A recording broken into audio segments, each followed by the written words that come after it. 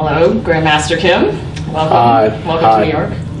And here at the New York Asian Film Festival, last night your film screened. Congratulations. And I just think the story of how your film got rediscovered again was quite fascinating. And after the Alamo Drafthouse rediscovered it, when did you hear about the screenings that they were running and the increased interest in the Miami Connection? Actually, like 6 months ago, we heard, but we ignored a couple of times. They even called and emailed, but we thought that is what just a joke. This is real, and I was really shocked last night. I was incredible. Just the audience's response is what is remarkable, is marvelous, unbelievable. A couple of us had seen the trailers on YouTube, and I know that earlier in the day they showed the trailer, and so I think that really increased the interest. What was your reaction after you learned that so many people wanted to see it now, 25 years after the fact? That's a good question. I thought this was a Miami Connection when I produced it 25 years ago. It's like I feel the garbage, But now it looked like it's a diamond. I am surprising, actually. I heard that after you saw a cut of the first film, you weren't happy with it and went home and slept for 2 days.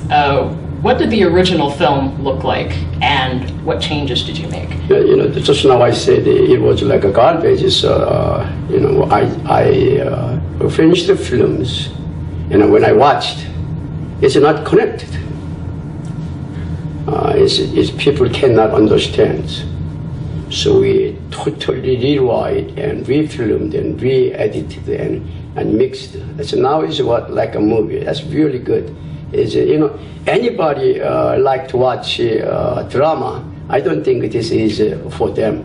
But anybody who loves music and exciting action, they were crazy about my connection.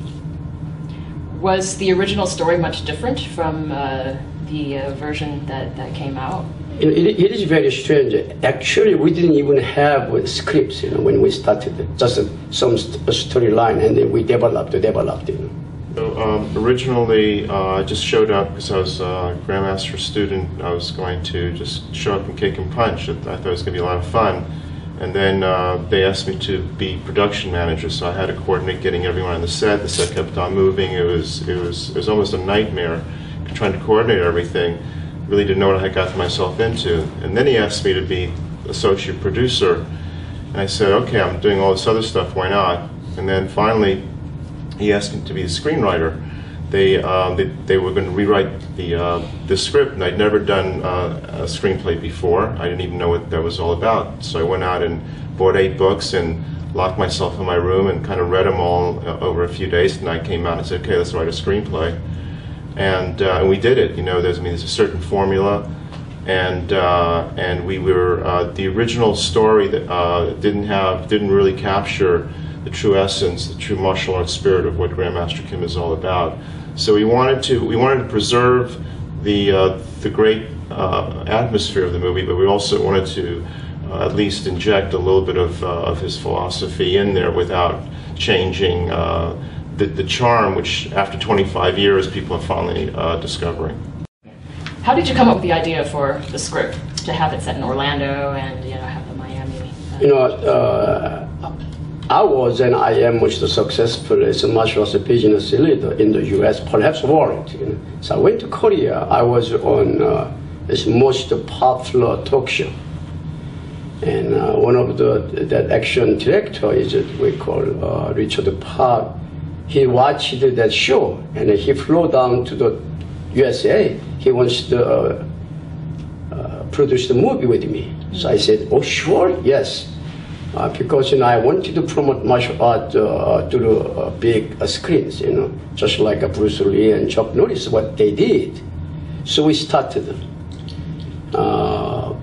And when I announced to the public in Central Florida, all my friends and community leaders and media friends and everybody came up to me and say, hey, you are martial arts expert, but you are not a movie maker. Don't do it. You know why? Because Central Florida, many people try to make a movie. Not in one person finished yet. That means you are asking for bankruptcy. But they could not stop me. So I had always strong determinations. So I started.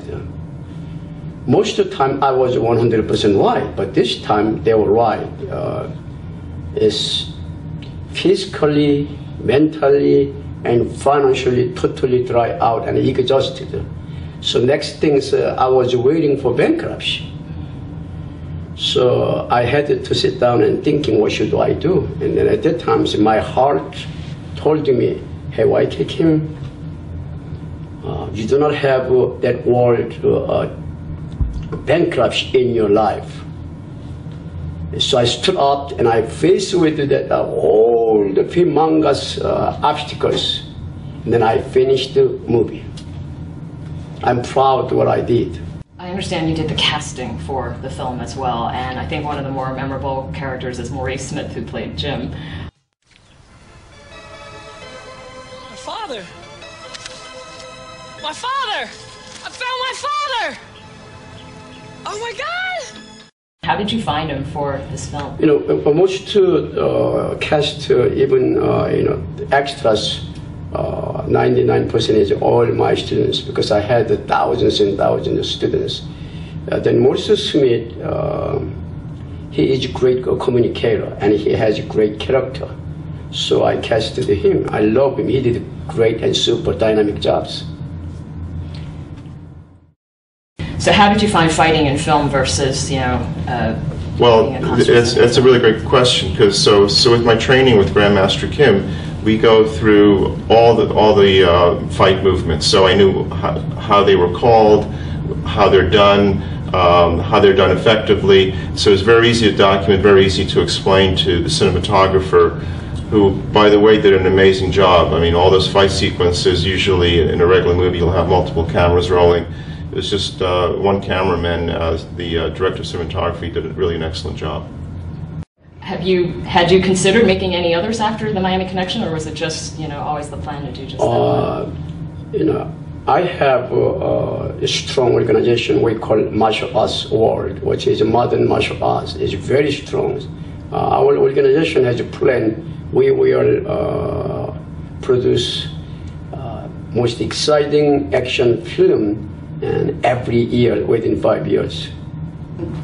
I looked at your website and noticed you have a U.S. National Exercise yes. set of DVDs. Is it possible to explain the concepts behind that? Maybe demonstrate some of the. Thank you for that questions. I know what is going on in USA today.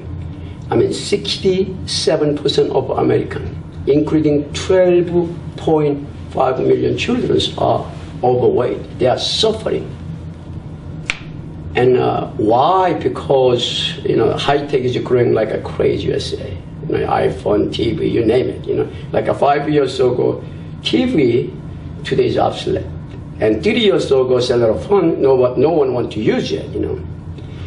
But high tech is growth right here, but our lifestyle is still right here. Many people get the sick. Over 43 million people, drug addicts and alcoholics and diabetes. How many people really is healthy? because reason, people, they don't care. They treat their body like garbage cans. They eat junky food, whatever, and they don't exercise because they don't have time. So I created the exercise.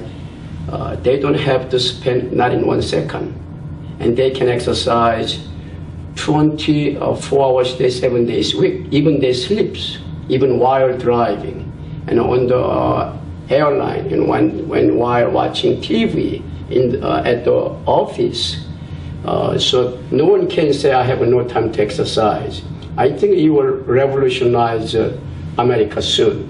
It's interesting because you never think of those small movements as exercise when you look at like yoga classes and so on, where they, some of the better instructors focus more on the breathing. It's sort of this is like a yoga plus. It is we call the U.S. national exercise. I think someday everywhere in the U.S. you will see people practice U.S. national exercise. For example, when you watch TV, just do a simple things you do what? You do like this. You do it just like 1,000 times. 1, 2, 3, and watch TV, But it will help your blood circulation. Just for example, that's easy. You don't have to spend that in 1 second, And then a second thing is what? Smile on me, please. Smile. Okay. Smile. Okay. So you don't have to spend time smile. Smile is the best exercise for you, for me, for everybody. And then further is what? Laugh loud like me. Try it. Laugh. You try now is what? Push in your stomach, please. Push in. Push it push in. Okay. Yeah, push in. Try push in. And then push out. And then try smile. Smile. Okay. And then try pushing. It's hard. Smile and pushing is hard. When you laugh, you cannot push in. It's when you laugh, you can have internal and external exercise. That you don't have to spend that in 1 second. And then breathing. Most people, when they're born, they breathe by lower abdomen. But when they grow up, they start to breathing their chest, so they cannot have enough oxygen, so become tired and get sick. So why they breathing is what shallow. When they get angry, like the breathing is very short, So they need deep breathings, deep breathing. Let me see you inhale. Okay. Inhale and exhale. Okay, now you and I, and cameraman can watch here, watching. Inhale. Okay. Inhale and exhale. Can you see it? What's the difference? She breathed what by chest, I breathe by lower abdomen. Got one last question, which is looking back at, I'm going back to the film now, looking back at the Miami Connection, is there anything now that, it's being re-released, is there anything you would have changed in terms of the story, in terms of how it was shot, and so on? Until last night, I thought about a million different things I can change it. It can be more practical, it can be more emotional, it can be more practical. So I could create like academic work. But I saw last night, it's overwhelmed. I mean, audience was what? Beginning to finish, they crazy about the Miami Connection. It's not just that. I mean, how many people, everybody come asking when you wanna, make another movie that same Miami Connection. I was really shocked. I was really surprised. I think it will be truly like a blockbuster. Great. Thank you very much, Grandmaster. Thank you. And good luck with all the promotions of the film.